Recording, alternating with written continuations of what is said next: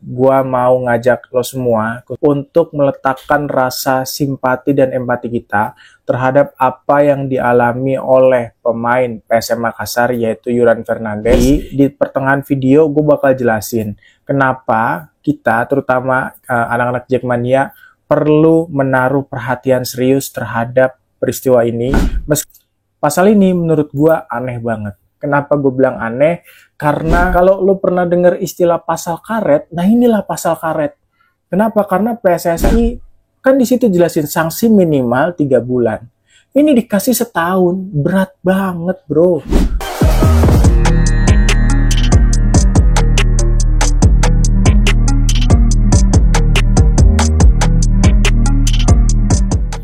Jackmania.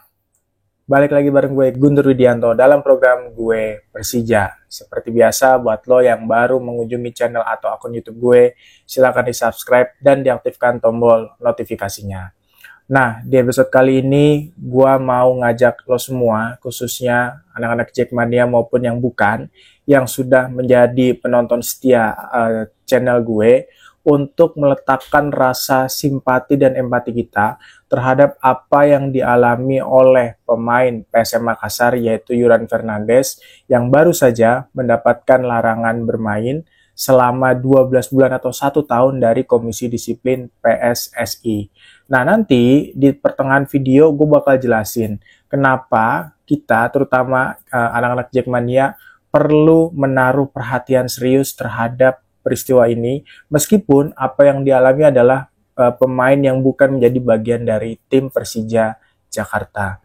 Nah, jadi buat lo yang belum ngikutin, jadi Yuran Fernandes ini baru saja mendapatkan sanksi berupa larangan beraktivitas sepak bola selama 1 tahun plus denda 25 juta.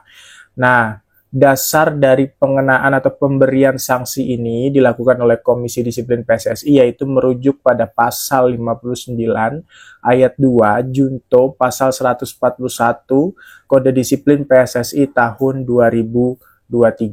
Jadi awal mula kenapa Yuran Fernandes ini bisa terkena sanksi karena beberapa hari yang lalu Yuran sempat memposting di Instagram pribadinya. Jadi di Instastory-nya Yuran itu memposting yang intinya dia mengkritik tentang jalannya kompetisi Liga Sepak Bola di Indonesia. Nah, kemudian setelah itu mengetahui karena ternyata apa yang dia unggah menjadi viral, akhirnya Yuran segera menghapus apa yang dipostingnya dan segera melakukan permohonan maaf termasuk kepada pihak PSSI. Namun, sayangnya permohonan maaf dari Yuran ini tidak disertai dengan penghapusan sanksi.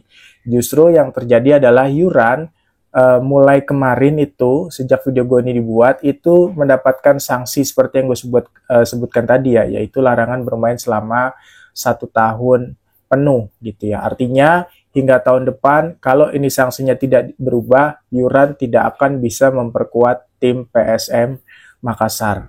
Nah, gini, pandangan pribadi gue ini banyak kejanggalan ya terhadap pemberian sanksi yang diterima oleh Yuran Fernandes. Ada beberapa kejanggalan yang akan gue bahas secara satu persatu di sini dan nanti pada akhirnya mengerucut kenapa kita sebagai anak Jackmania harus concern terhadap isu seperti ini.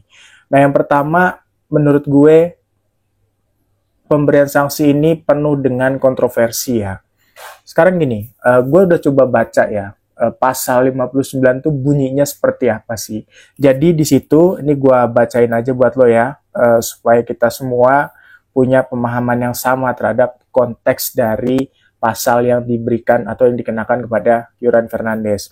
Jadi bunyi pasal 59 adalah setiap orang yang tunduk kepada atau terhadap kode disiplin PSSI ini yang membuat pernyataan baik secara lisan maupun secara tertulis yang mendiskreditkan keputusan perangkat pertandingan, keputusan Badan Yudisial PSSI atau keputusan PSSI lainnya, bagaimanapun caranya yang dipublikasikan secara khusus melalui pamflet, selebaran kertas, spanduk, dan sejenisnya, maupun yang dimuat atau disiarkan melalui media massa cetak, media sosial, media massa elektronik dikenakan sanksi larangan beraktivitas yang terkait dengan sepak bola sekurang-kurangnya 3 bulan dan sanksi denda sekurang-kurangnya sebesar 25 juta rupiah. Nah, kemudian kita lihat di pasal 141-nya. Jadi, yang pertama, apabila terjadi kesalahan dan atau kekosongan peraturan tentang pelanggaran disiplin dalam kode disiplin PSSI, Badan Yudisial PSSI akan memutuskan sesuai dengan kebiasaan umum yang terjadi.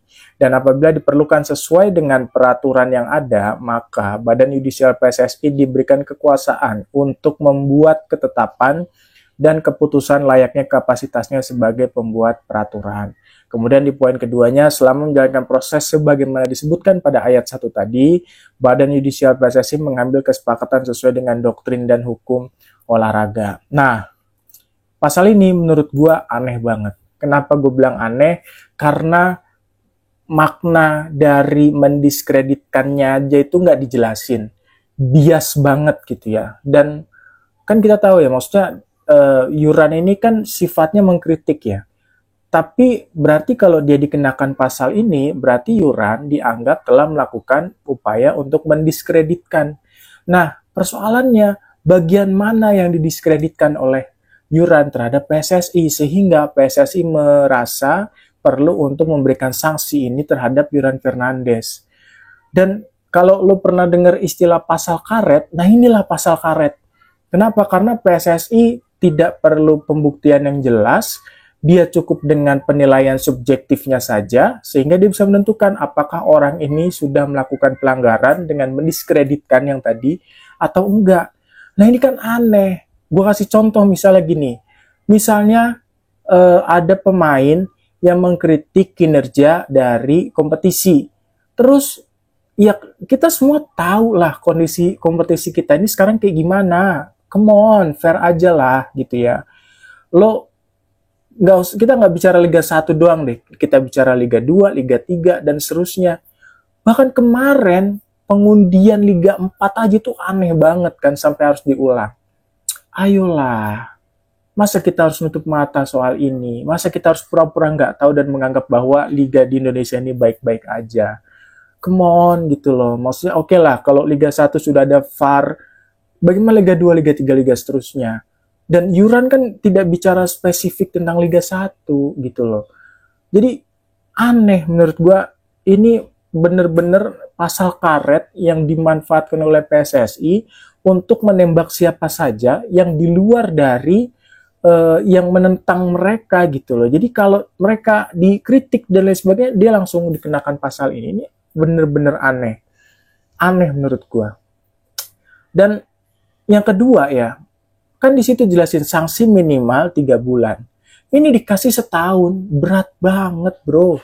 Maksud gue kenapa nggak 3 bulan aja gitu? Toh yang disampaikan Yuran itu ini ayolah, bukan sesuatu yang kecuali lo Liga Inggris lo gituin aneh. Tapi kalau ini Liga Indonesia gitu, ayolah kita bahwa iya ada upaya perbaikan, tapi kan belum 100% baik gitu. Jadi bukan berarti apa yang dikatakan Yuran sepenuhnya salah, enggak gitu. Kenapa 1 tahun gitu? Menurut gua ini berlebihan banget ya, respon yang sangat-sangat reaktif dari PSSI gitu.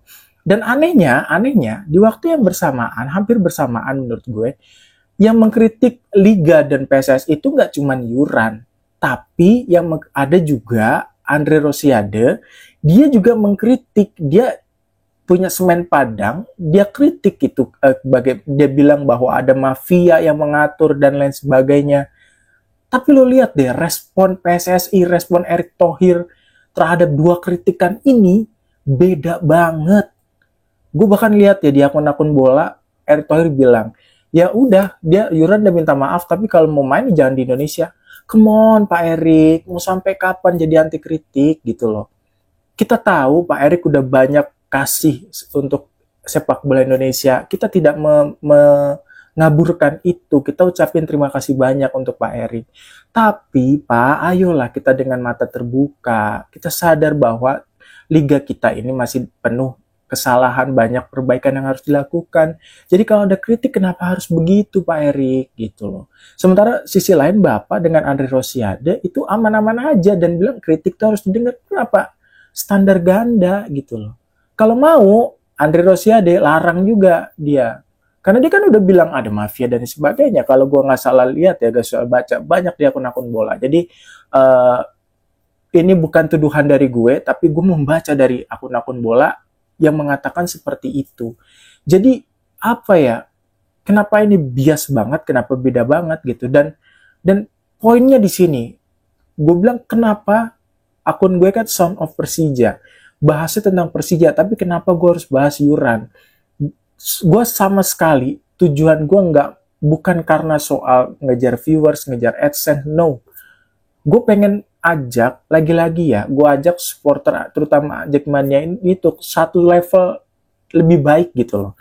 Kemarin gue ajak anak-anak Jackmania untuk satu level lebih baik dengan cara apa? Dengan cara mempelajari kenapa Persib bisa juara. Kenapa kita harus mempelajari itu? Karena sesuatu yang baik kita pelajari, nanti bisa kita kasih masukan buat manajemen. Mudah-mudahan, syukur-syukur manajemen Persija dengerin gitu loh. Walaupun kita tahu mereka pasti merasa mereka lebih baik. Kita ini cuma supporter, tapi kan nggak ada salahnya kita kasih masukan. Nah sama, di kasus Yuran ini, gue ngebayangin ya, gimana ini Yuran yang terjadi. Ini anak PSM yang terkendala mengalami persoalan. Bayangin kalau misalnya tahun depan kapten kita Rizky Ridho melakukan kritik yang sama terhadap PSSI, atau kiper kesayangan kita deh Andri Tani yang melakukan itu kritik terhadap PSSI, kemudian disanksi larangan bermain 1 tahun. Apa kita harus nunggu gitu dulu anak-anak Jackmania supaya kita baru ada rasa kepedulian untuk kasusnya Yuran Fernandes ini? Menurut gua sih enggak ya. Justru ini bisa jadi presiden baik atau presiden buruk. Presiden baik apa? Presiden baiknya adalah kalau kita semua supporter ini bisa bersatu, semua klub-klub bersatu. Kita mendukung apa yang dilakukan oleh Yuran Fernandes dan mendorong supaya sanksi ini dicabut oleh PSSI, oleh Komisi Disiplin, oleh Pak Erick Thohir. Ini bisa jadi presiden yang baik. Artinya PSSI mau terima masukan, terima kritik, terima saran dari siapapun termasuk pemain bola. Mau dia pemain asing pun, kalau itu sesuatu yang baik, kenapa nggak didengar Pak Erick? Kan ada hadisnya, dan ada riwayatnya, nggak peduli bagaimanapun orangnya, tapi kalau dia membicarakan sesuatu yang baik, kenapa nggak kita dengerin gitu? Ya kan? Nah bayangin kalau tahun depan misalnya Rizky Ridho yang mengkritik itu, kapten kita, kesayangan kita, anak-anak Jackmania, tiba-tiba diberi sanksi. Nah, apa baru itu momennya sehingga kita mau turun, mau protes terhadap ini? Ya gue sebagai konten kreator, ya yang bisa gue lakukan ini, ajak lo semua anak-anak Jackmania, Bobotoh, yang followers gue, Viking, Bonek, semuanya. Ini loh, ada saudara kita nih, PSM, ini menderita dia. Dia pemainnya, pemain penting loh, Yuran ini pemain penting, diberi sanksi, dan sanksinya itu dadakan banget gitu.